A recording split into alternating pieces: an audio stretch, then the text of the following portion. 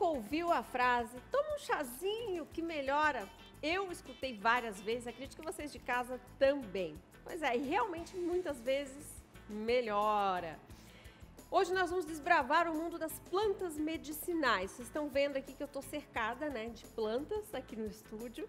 E nós temos um especialista, ele que sabe tudo do assunto. Aqui eu recebo o estudioso, o cultivador de plantas medicinais, o seu Alessio. Seja bem-vindo aqui ao SBT. Muito obrigado. Seu Alessio, temos muita coisa para perguntar, mas já vou primeiro perguntar da questão da fitoterapia no Brasil. Isso já se desconstruiu, né? Hoje se fala muito da questão das plantas e a medicina reconhece isso, né?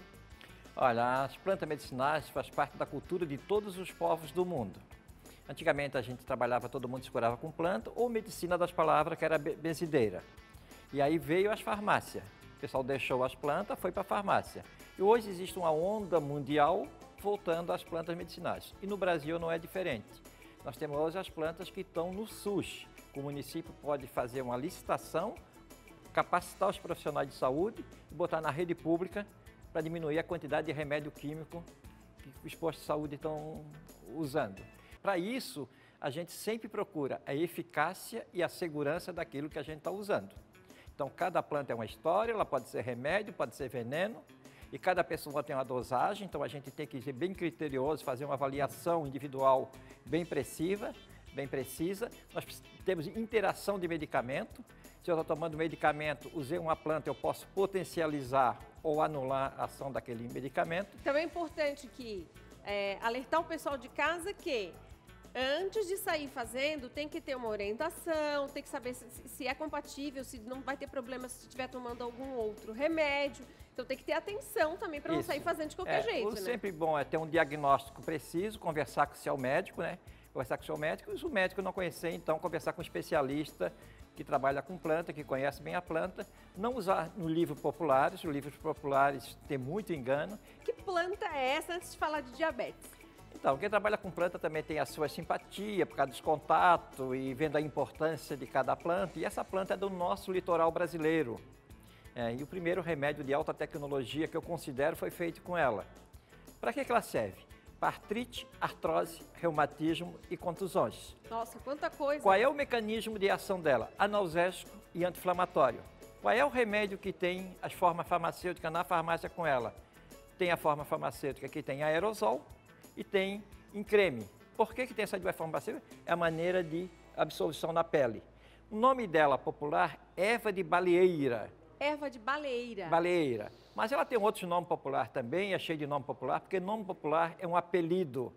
E o nome botânico é no mundo inteiro o mesmo nome. Então, se eu chamar por erva de baleeira, até pode aparecer outra planta completamente diferente. E se eu chamar pelo nome científico dela, nesse caso é Córdia verbenácea, aí aparece a planta certa, aquela que eu estou procurando. As formas farmacêuticas que tem são a creme e aerosol. Creme e aerosol. Mas eu posso fazer, amassar ela bem e fazer cataplasma. Eu posso fazer um chazinho dela bem forte e fazer com argila, para dores musculares, dores no joelho, ciático e aí seja o que for. Eu posso fazer com ela uma tintura, encomendar na farmácia de manipulação, uma tintura de erva de baleeira, gotinha dissolvida em água. Eu posso encomendar um creme na farmácia de manipulação. Eu posso fazer o sal verde com ela, pegar 60 folhas dessa planta, desidratar, pulsar no liquidificador com sal grosso e fazer um sal para diminuir a quantidade de sal que a gente usa e está usando uma planta nutracêutica, que está nutrindo e curando ao mesmo tempo. Vamos passar para outra planta, que tem muitas plantas aqui. Vamos. Eu fiquei curiosa para saber sobre aquela coisa que atinge as mulheres, né? A TPM. A TPM, certo. Tem uma plantinha aqui que é para TPM, né? Então, tem essa planta aqui que ela tem nome de 2 remédios industrializados que é usado para cólica, para espasmo. E essa planta é para isso. É uma planta brasileira, o nome popular dela alfavaca anisada, porque tem um cheirinho de anis. O nome científico já é Ocimo celoi, mas vamos deixar o nome científico. E ela é usada então para espasmo, para cólica. Então o que é que a gente faz? Para espasmo, para cólica, usa essa aqui que alivia espasmo.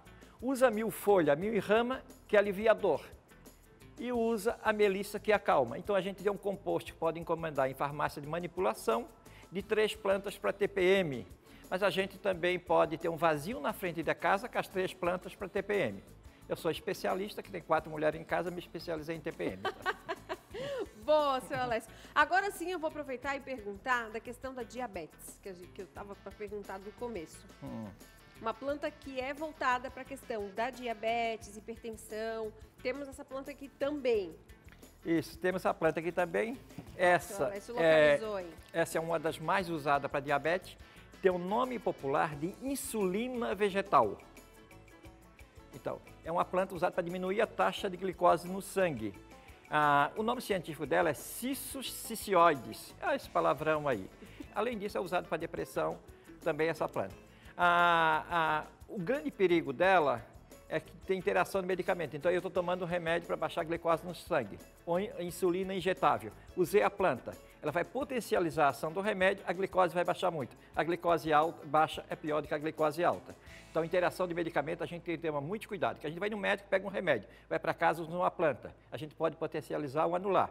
Essa planta é boa? É, mas com orientação médica ou de um profissional e sempre controlar para a glicose não baixar muito, que ela tem esse perigo da glicose. Muitas das pessoas estão usando essa planta aqui, não estão nem usando o remédio, mas eu não aconselho isso, sempre consultar o seu médico. A gente estava falando dos bastidores de plantas que ajudam a estimular a prática de atividades físicas, para dar aquele gás, aquele power. Isso. Temos uma planta aqui também para isso, para quem Temos principalmente quer aquele gás, aquela energia. Temos até mais que uma. Então essa planta aqui, uma planta bem usada, é brasileira, chamada ginseng brasileiro, porque a gente pegou carona no ginseng coreano. Era isso que eu ia dizer, o nome é parecido. O ginseng coreano tem 5.000 anos de uso, e diversos países do mundo têm o seu ginseng. Ele tem um formato, às vezes, parece do corpo humano, com braço, com perna, parece o formato do corpo humano. Sim. O ginseng coreano também tem isso também. E ela é uma planta para tirar preguiça. Então, quem tem preguiça de sair, de passear, de estudar ou namorar, ela dá aquela força que a gente precisa. Então, é um energético poderoso. E a vantagem desse energético é que ele não é igual à concentração de cafeína que toma. Esse energético ele não acelera muito o ritmo cardíaco. Então, quem é hipertenso pode usar ele numa dosagem mais baixa, que não acelera muito o ritmo cardíaco. Temos aqui também mais uma. Olha só, o que é isso aqui? É pesado, hein? Pois é. Isso aqui é muito bonito, parece umas tâmaras, né? Sim. Muito bonito. É o caraguatá, ou banana do mato, ou gravatá. É uma planta que tem bastante pelo estado de Santa Catarina, nos estados do sul do Brasil tem ela. E antigamente todo mundo se curava de bronquite e asma com essa planta aqui. Com essa planta aqui quase dá para prometer cura de bronquite e asma com ela. Então é a planta que curava as pessoas na antiguidade. Hoje foi esquecido e a planta praticamente quase desapareceu por causa das grandes roças, pinos, eucaliptos, a cidade pegou a planta e jogou para longe. Então essa planta aqui é muito poderosa. Se o pessoal botar na internet, em pesquisa, xarope de caraguatá, vai aparecer essa planta aqui. É uma planta aqui poderosa. Então é uma planta muito boa. Ela é um anti-inflamatório da via respiratória. Além de ser anti-inflamatória, faz toda a secreção descer. As formas de consumir o caraguatá. Então, a gente poderia fazer até uma geleia com ela, com o caraguatá. Ela é bem ácido.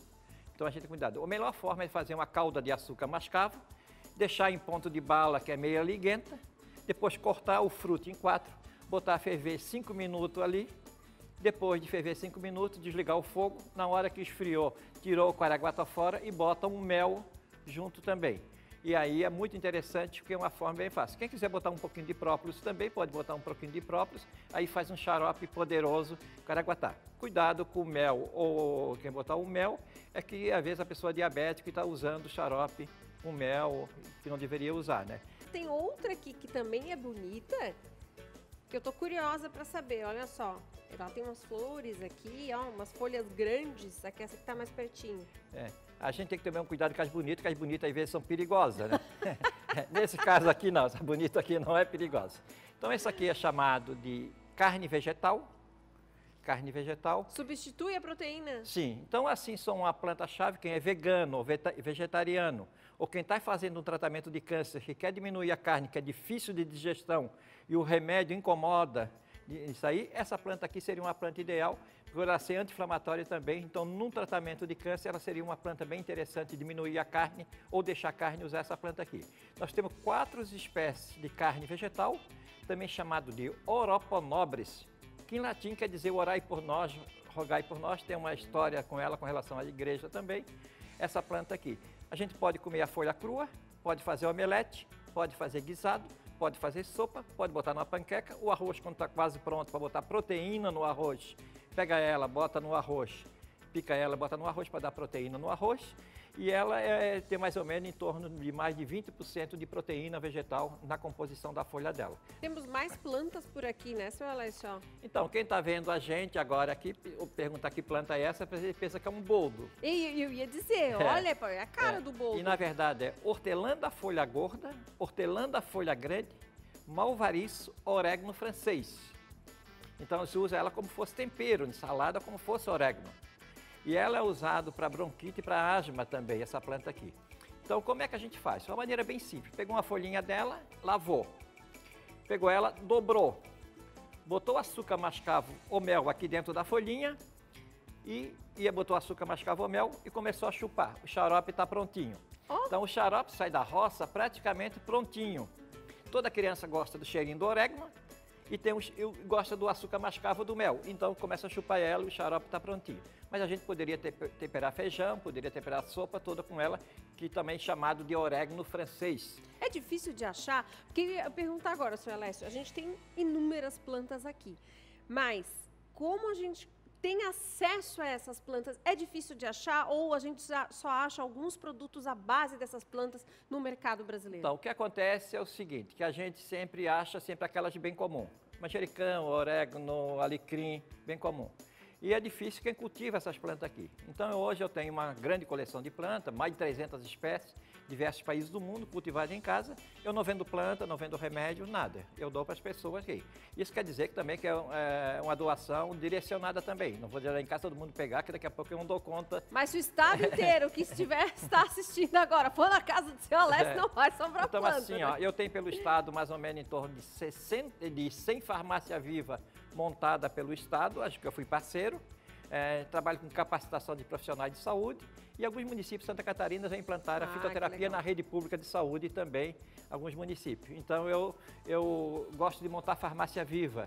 Então aqui na cidade, exemplo, em 22 postos de saúde, a gente tem farmácia viva e alguns médicos já receitando planta já trabalhando aliando com a fitoterapia. E é muito bom porque os médicos às vezes não conhecem planta, porque as academias, as universidades não ensinou. E agora a gente tem uma cadeira optativa na medicina, outra para farmácia, onde tem bastante inscrito. Na medicina, eu acho que tem 35 estudantes de medicina estudando planta, então esses médicos vão ser capacitados praticamente para estar educando as pessoas no uso correto das plantas ou para estar indicando algumas plantas também. Essa planta aqui, o que é que ela faz? Ela faz uma faxina geral no corpo da gente. Opa! É depurativo do sangue, do fígado e do rim. Então é difícil ter uma planta com essa função. Na cutícula dela, na casca dela, tem inulina. O que é inulina? Um açúcar parecido com a insulina, que não transforma energia, ele é eliminado, na hora que é eliminado carrega os outros açúcares que estão juntos. A ciência anda atrás da inulina e a inulina está nessa casquinha aqui. Então essa planta aqui é uma planta muito interessante. No supermercado eu encontro com qual nome? Bardana. Bardana. Bardana. E ela é muito interessante, essa planta aqui, para a gente usar ela na alimentação, porque a gente come sempre os mesmos alimentos e com isso a gente tem algumas carências. É interessante que a gente comesse alguma coisa diferente. Exemplo, a mulher as pessoas antigamente que tomavam café de manhã com cará ou com inhame, passaram na menopausa sem sentir a menopausa. Por quê? Hoje quem toma café com pão vai chegar à menopausa, vai sentir o evento da menopausa. E a menopausa não se trabalha no evento, se trabalha bem antes. E essa planta aqui é uma planta muito interessante de usar.